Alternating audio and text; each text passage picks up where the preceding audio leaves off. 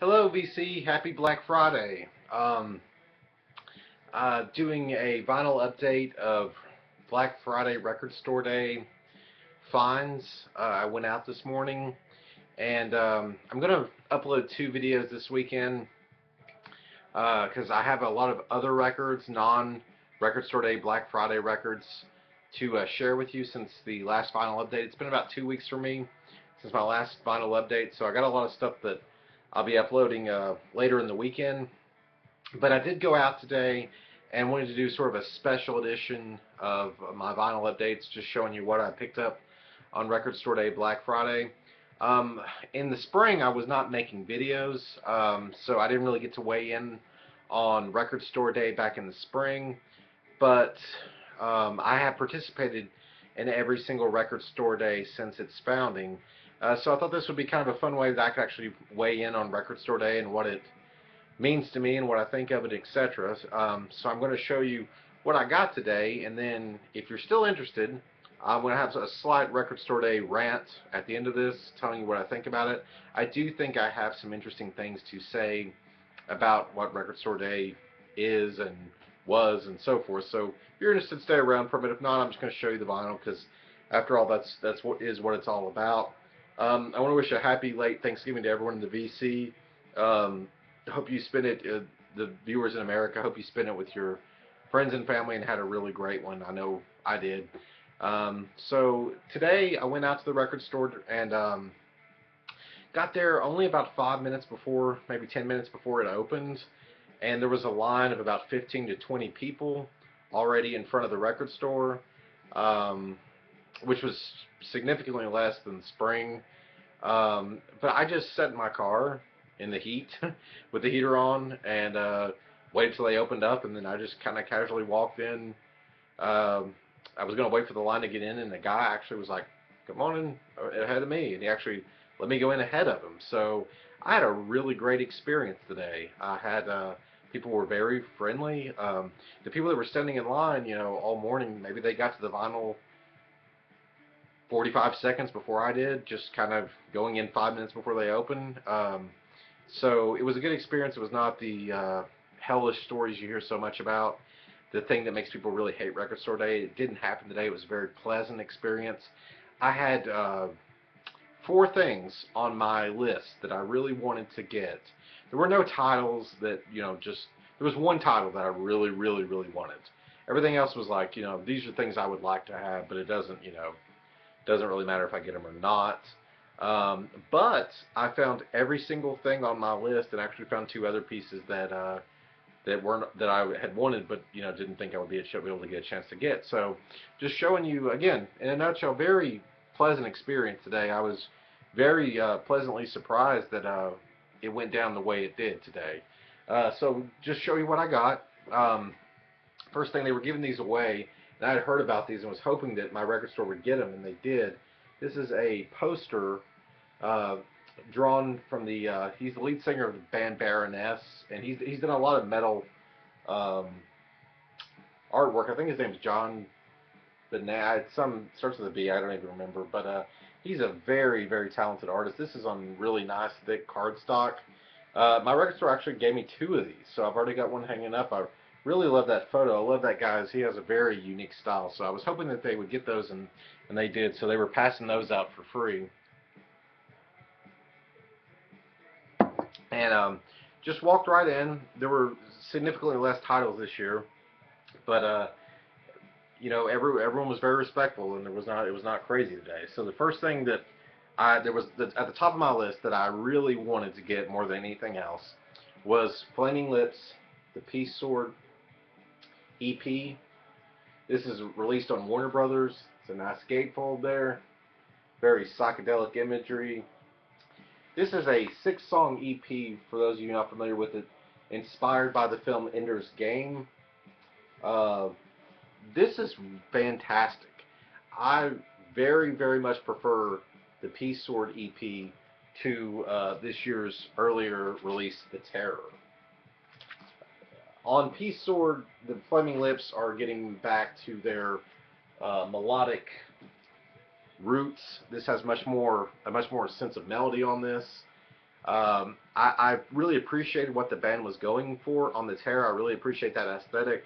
I question the execution of it. They really sacrificed a lot of things that make the Flaming Lips so great, like a great sense of pop melody was just absent in the Terror. I thought that the Terror was more. It almost sounded like song ideas that really weren't fully fleshed out.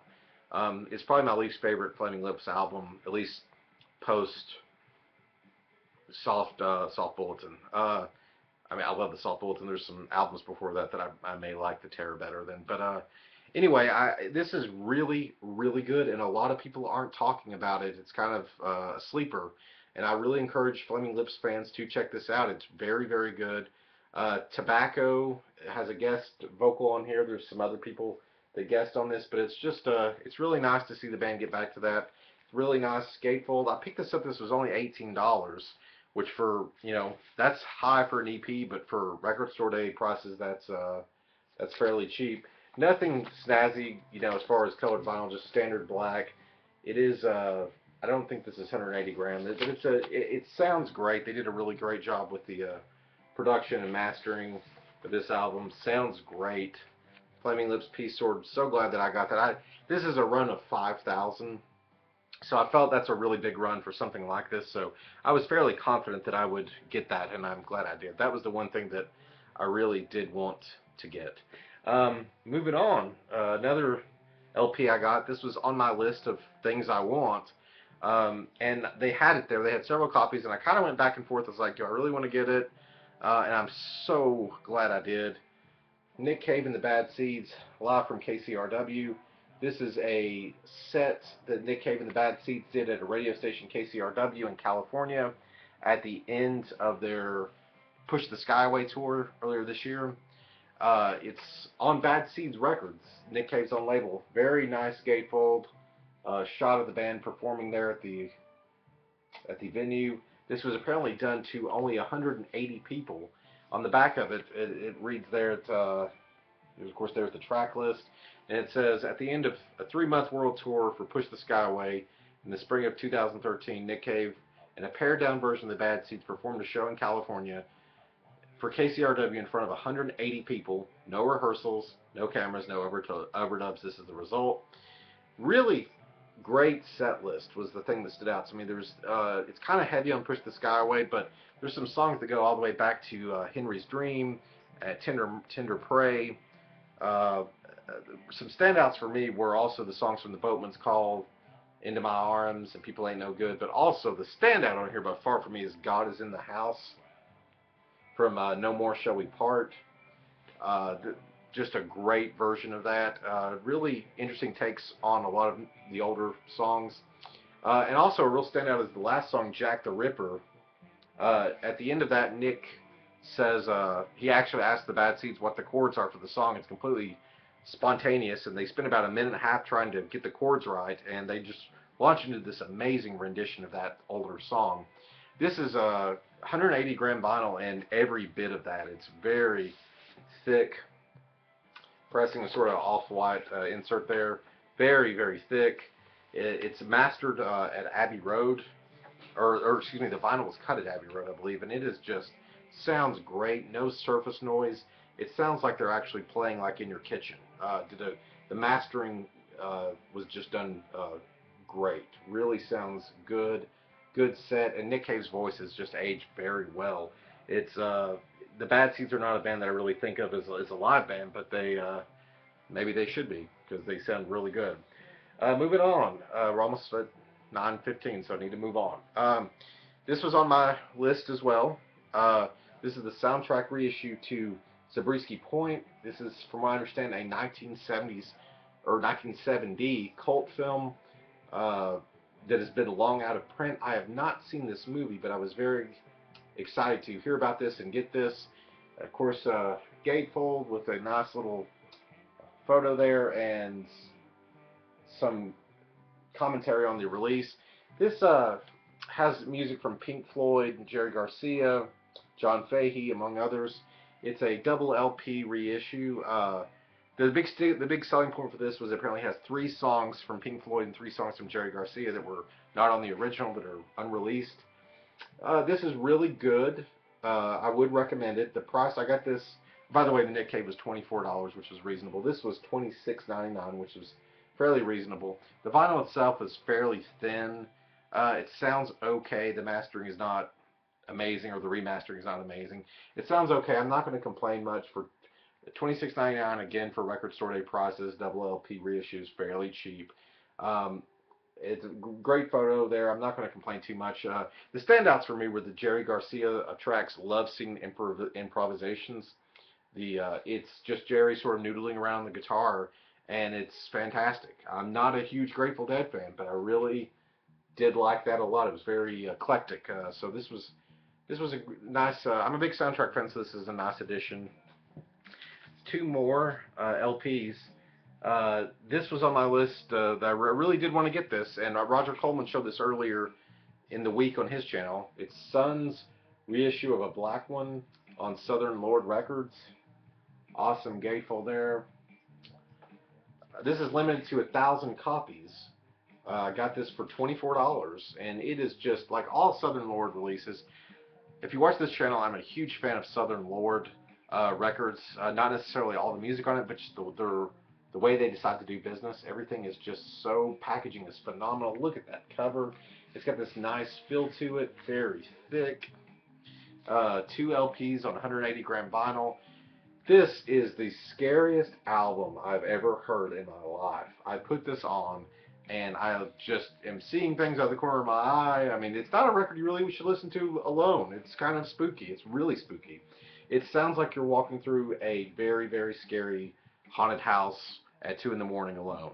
It's just horrifying in the best way. And this music very much lends itself to the vinyl aesthetic, in my opinion. It sounds so big and spooky on vinyl. This is the type of music that is very ritualistic, in my opinion, in the sense that you really should listen to this on vinyl, because Sun's not a band that you should just casually listen to, in the car. It's more of an experience and feeling what they're trying to do, and having to get up and actually turn the vinyl over and really just listen to what's going on here. Don't listen to this every day, and like Roger Coleman said, you sort of have to be in the mood for this, but this is one of the more accessible ones. This is probably my favorite of Sun's. I was really glad to see this back. I wasn't sure I was going to get it because it's limited to only 1,000 copies, but Rogers were actually on white vinyl. These are actually on black vinyl, just solid black there. So I don't know if Southern Lord did 1,000 on white and 1,000 on black, but I was very happy to get it. I wasn't sure I would, and it was there, and no one else was really buying it, so I was very glad to get that. 2 more pieces. The only 7-inch I got today. This is limited to 1,200 pieces. I wasn't sure that I would get it either. It's a split 7-inch on Sub Pop Records. Low covering Rihanna's Stay, and Shearwater covering Frank Ocean's Novocaine. I really like Low a lot. I really like Shearwater a lot. I saw Shearwater open up for St. Vincent this year. Really was impressed with their live show. This is just something fun. It was $5.99. It was really cheap. And when I saw it on the record store day list, I was kind of intrigued. I'm a big fan of split 7-inches. This is something that all the sales go to benefit the Southern Poverty Law Center. And it just sounds like they had a lot of fun doing this. And there's nothing wrong with that, having fun doing it, sort of a hokey cover. The Low track is fantastic. The female singer from Low just does an amazing vocal take on Rihanna's song. It just sounds like it's something that could be on a Low album. I mean, the lyrics are a little bit hokey, but she does a great job on it. And it's kind of a duet with her husband as well, but hers really stands out. It's almost chilling how well she sings it. Shearwater, Novocaine, Frank Ocean did not turn out as well, but it sounded like it was a lot of fun. It was cheap, $5.99 on Sub Pop. Sub Pop, of course, always does a really good job, in my opinion. So I just saw it there, knew it was limited to 1,200 pieces. I thought, well, for that price, I'll pick it up, and I'm really glad I did. This is fun. It sounded like they had fun doing it, and that means a lot. It really does. And so that's what I got in my initial trip to Record Store Day. And I got home, and I saw something there that I almost got, and I just put back. My budget for this morning was $125. I came in $10 under budget. I was really pleased with that. That usually doesn't happen. And there was one other piece that I saw, and I just got to thinking about it, and I was like, I've got to go back and get that while I can. And that is the Ghost debut album reissue. This is on Roadrunner Records. It's limited to 1,000 pieces. Nice gatefold there. This is a really fantastic modern metal album. The band Ghost. I did not like their newer album as much as this. But what's cool about this, like I said, it's limited to 1,000 pieces. It was cheap. It was $21.99 at my record store. Really cool splattered split vinyl, or not splattered, but just split vinyl on white and blue, transparent blue. And I knew that was the case, and I had read about this, and I didn't think my record store would get it, and they had like 5 or 6 copies. And when I went back, when I decided to go back, I thought, well, they'll be gone by then because it was several hours later, and they still had not sold one. And the clerk was saying, "Is that record store day?" I said, "Yeah." And he said, "Oh, I read about that. I can't believe we still have those." And so anyway, it was kind of like something no one was paying attention to, and I haven't listened to it yet. I don't know how it sounds, but just the I'm kind of a sucker for. I mean, well, colored vinyl is not everything to me, but I'm kind of a sucker for it if it's a split like that on white and blue. So that's everything I picked up today. I was very pleased with the haul.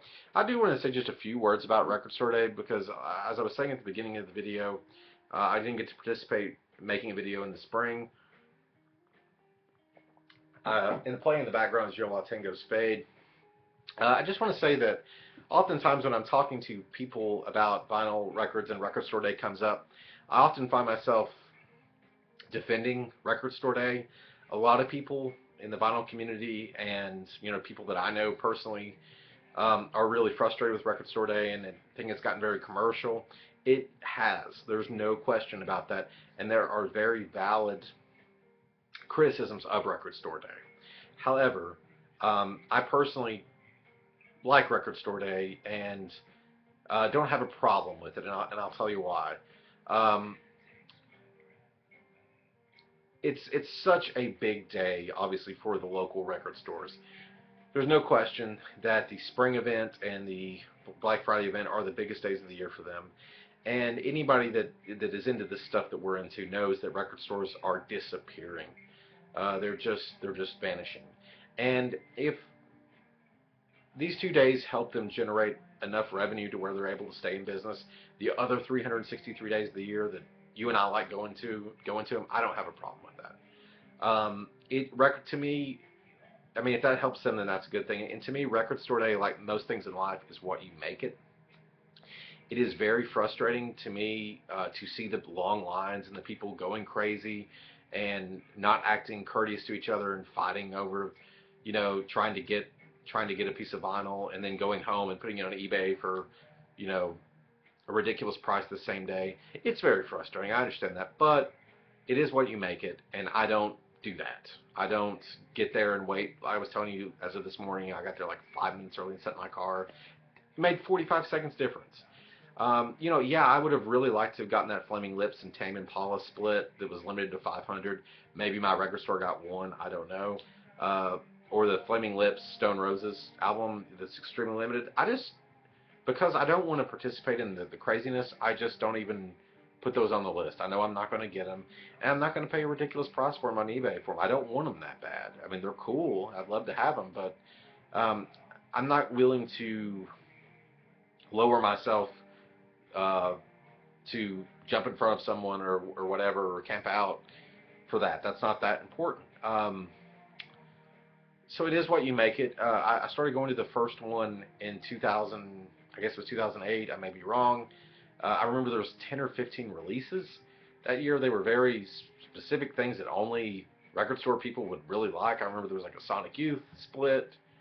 There was not a lot of stuff, and it's grown every year. And I've mostly had good experiences. I had a bad experience in 2011. That was the year that the Flaming Lips and Hetty Flints came out, and that was on my list. I had to get that album, and I didn't camp out. I got there like an hour early, and I thought, oh, I'll be the first one there. No one else cares. And there was already like 30 people there, and it was crazy. And people didn't behave well. They were running, and I just made a decision after that that I'm not going to participate in it in that way. So that year, Black Friday, 2012, I just went at like 4 or 5 in the afternoon. Still got some cool stuff. Same thing with the spring event this year. I went about 10 in the morning. I still got a lot of cool stuff. I got the Cure Kiss Me on red vinyl. That's really rare. I got a lot of stuff that was very rare that I guess people just were not shopping for. I don't know what those people are looking for that get there that early. If they're looking for these extremely rare things, I mean, obviously they are, but it's nothing that really I'm wanting that bad. I usually manage to find almost everything. And lastly, I just wanted to say this. I know this is running long, but I did have a lot I wanted to say about this. Just in closing, there are some things that are ridiculously priced at Record Store Day. For example, today the Nirvana in Utero double clear vinyl LP stood out. I would have bought that for probably, I would have went as high as $29.99 for that. I didn't love it. I don't love that record. It's a good record. It's an interesting, the 2013 mix, I would have liked to have heard that. But at my record store, it's $45.99. And I'm out. I'm not going to pay that for that record. I don't want it that bad. And you know what? There was a stack of them. I went back and forth this afternoon. There was probably 10 left. They're not selling that good. People don't want it that bad.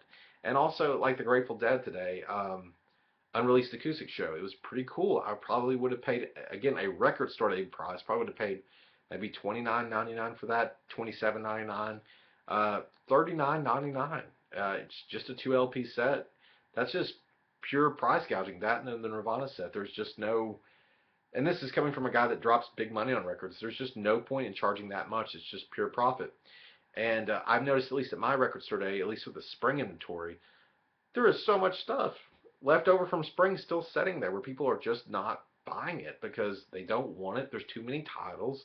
There's stuff that's released that has no business probably being released that no one asked for or wants, and stuff that's just ridiculously priced.